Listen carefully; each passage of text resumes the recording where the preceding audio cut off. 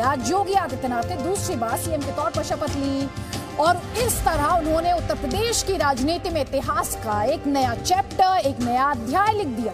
दरअसल योगी आदित्यनाथ के सामने चुनौती थी अपने काम को लेकर जनता का भरोसा एक बार फिर से जीतने की, और ऐसे में प्रधानमंत्री मोदी ने उनका हाथ भी थामा और रास्ता भी दिखाया। मोदी का नाम और योगी का काम चुनावी नारों में तब्दील हुआ और इस जबरदस्त जोड़ी का ही कमाल था कि बीजेपी ने तमाम मिथक तोड़ दिए और प्रदेश में दूसरी बार सरकार बनाने में कामयाबी दर्ज की, सत्ता में बैक टू बैक वापसी की।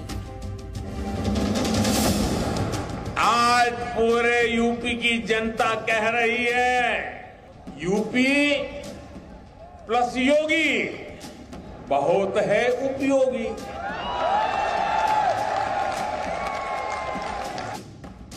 लखनऊ में योगी आदित्यनाथ का भव्य राज तिलक हुआ। हजारों की भीड़ और प्रधानमंत्री मोदी की मौजूदगी में योगी ने मुख्यमंत्री के तौर पर दूसरी बार शपथ ली। मैं आदित्यनाथ योगी ईश्वर की शपथ लेता हूं कि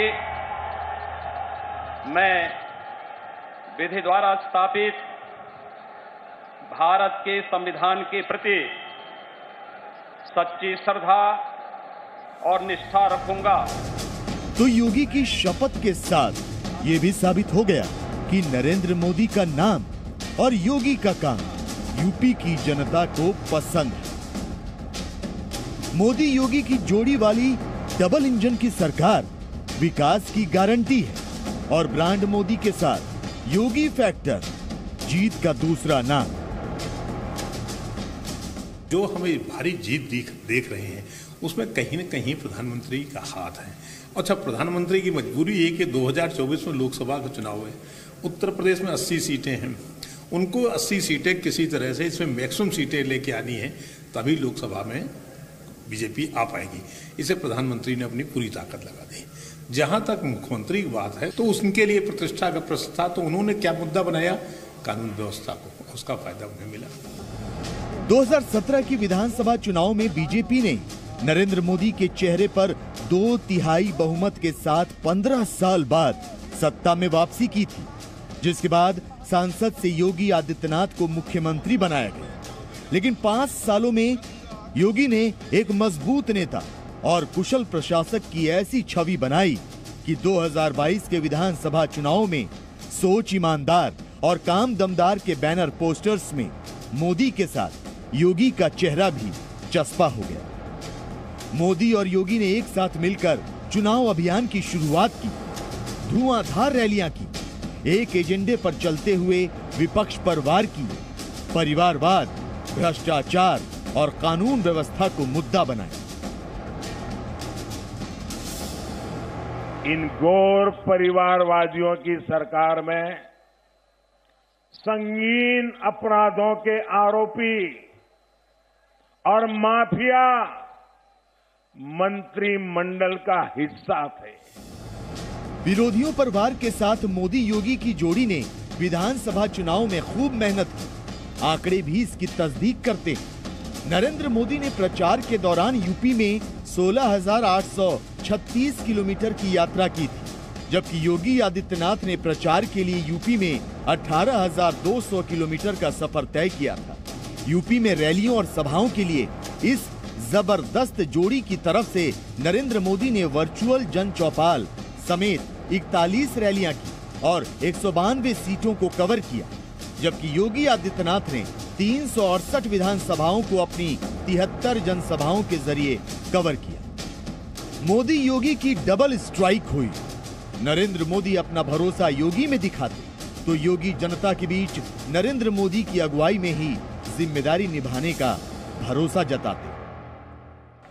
आज पूरे यूपी की जनता कह रही है,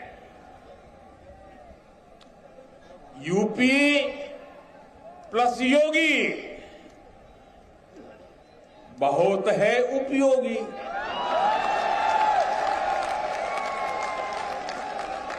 यूपी प्लस योगी बहुत है। मोदी योगी की इस जबरदस्त जोड़ी ने अपने प्रचार के दम पर कीर्तिमान रच दिया। सरकार तो बनाई ही, विपक्षी पार्टियों की सियासी जमीन को हिलाकर रख दिया। अखिलेश जयंत की जोड़ी का हर मुद्दा धरा का धरा रह गया।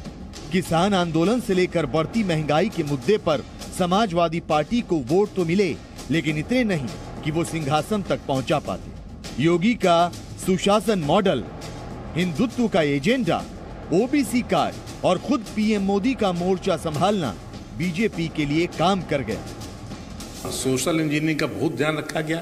देखिए, इसमें दलित चेहरे भी हैं, इसमें ओबीसी चेहरे भी हैं, इसमें सवर्णों की सभी जातियों के चेहरे भी हैं, ब्राह्मण हैं, राजपूत हैं, बनिया हैं और कायस्थ भी हैं। बुलडोजर बाबा ने जीत के बाद लखनऊ में होली मनाई थी, तो प्रधानमंत्री नरेंद्र मोदी ने 4 राज्यों में मिली कामयाबी का जश्न। बुलडोजर बाबा ने बतौर मुख्यमंत्री शपथ ली, तो इस ऐतिहासिक लम्हे का साक्षी बनने के लिए नरेंद्र मोदी दिल्ली से लखनऊ पहुंचे। मतलब ये कि मोदी योगी की जबरदस्त जोड़ी 2024 लोकसभा चुनाव के लिए प्रचार मोड में आ चुकी है। शपथ के बाद ये जोड़ी अगले विजय पथ की तैयारी शुरू कर चुकी है।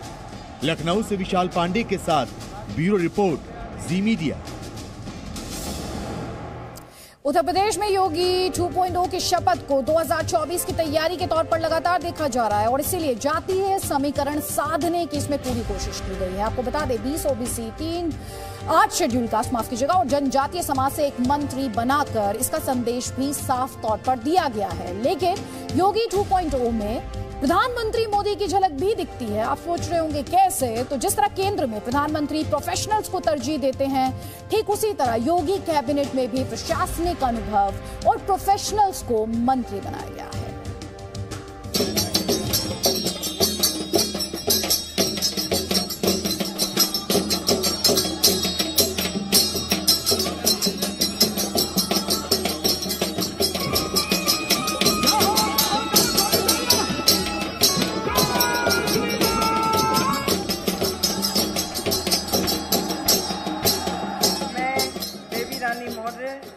ईश्वर की शपथ लेती हूँ कि मैं विधि द्वारा स्थापित भारत के संविधान के प्रति सच्ची श्रद्धा और निष्ठा रखूंगी। नई पारी 2024 की तैयारी, योगी का शासन, कुशल प्रशासन, योगी के स्पेशल 52 आज्ञा हो तो शपथ। लखनऊ के इकाना स्टेडियम में योगी आदित्यनाथ ने अपने 52 मंत्रियों के साथ शपथ ली।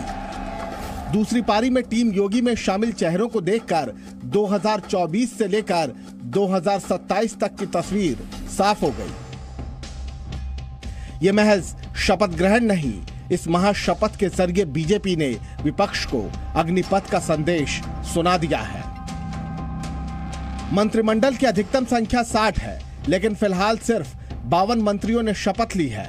मुख्यमंत्री योगी आदित्यनाथ के अलावा 2 डिप्टी सीएम, 16 मंत्री, 14 राज्य मंत्री स्वतंत्र प्रभार और 20 राज्य मंत्री योगी शासन का वचन निभाने के लिए तैयार हैं। और 8 सीटें खाली छोड़कर योगी आदित्यनाथ ने भविष्य के समीकरणों के लिए भी रास्ता खुला रखा है।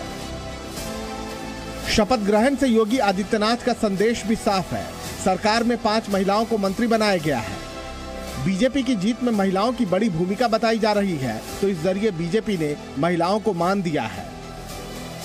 मोदी सरकार की तर्ज पर मंत्रिमंडल को प्रोफेशनल टच दिया गया है और इसमें सबसे बड़ा नाम है असीम अरुण का। पूर्व आईपीएस असीम अरुण पुलिस कमिश्नर का पद छोड़कर पहली बार विधायक बने हैं और पहली बार में ही उन्हें मंत्रिमंडल में जगह दी गई है। तो शायद योगी आदित्यनाथ उनके हुनर का इस्तेमाल गुंडे माफियाओं पर लगाम लगाने में करना चाहते हैं। प्रधानमंत्री नरेंद्र मोदी अपने मंत्रिमंडल में प्रोफेशनल टच देते रहते हैं। बात चाहे एस जयशंकर की हो, जनरल वीके सिंह की हो या फिर हरदीप सिंह पुरी की, इन सभी के हुनर का इस्तेमाल केंद्र सरकार में प्रधानमंत्री मोदी करते रहते हैं। अब कुछ उसी तरह योगी आदित्यनाथ ने भी अपने मंत्रिमंडल गठन में प्रोफेशनल्स का खास ख्याल रखा है। सूत्रों के मुताबिक उत्तर प्रदेश में मंत्रिमंडल के गठन में जहां जातिगत समीकरण का ख्याल रखा गया, तो वहीं नेताओं के हुनर और काबिलियत पर भी विशेष जोर दिया गया। ये प्रधानमंत्री मोदी का गुजरात मॉडल है। गुजरात के मुख्यमंत्री के तौर पर भी उन्होंने कई प्रोफेशनल्स को मंत्री पद दिया। यही फॉर्मूला केंद्र में भी दोहराया और अब उत्तर प्रदेश में बीजेपी को इस फॉर्मूले पर ही भरोसा है। और इस लिस्ट में दूसरा नाम है अरविंद कुमार शर्मा का। ईश्वर की शपथ लेता हूँ। AK शर्मा प्रधानमंत्री मोदी के करीबी बताए जाते हैं। वो वर्ष 2001 से ही PM मोदी के साथ रहे और फिर IAS की नौकरी छोड़कर यूपी की राजनीति में सक्रिय हुए। अरविंद कुमार शर्मा को भी योगी सरकार में कैबिनेट मंत्री बनाया गया है। जाहिर है बीजेपी ने यूपी फतह के लिए फ्यूचर कैबिनेट तैयार की है, जिसमें जातिगत समीकरणों का ध्यान रखा गया है, तो साथ ही साथ प्रोफेशनल्स के जरिए सरकार के स्वरूप को संवारने की भी कोशिश की गई है। विशाल पांडे के साथ bureau report, ji media. Presenting B News app, available on Google Play and App Store. Download it now.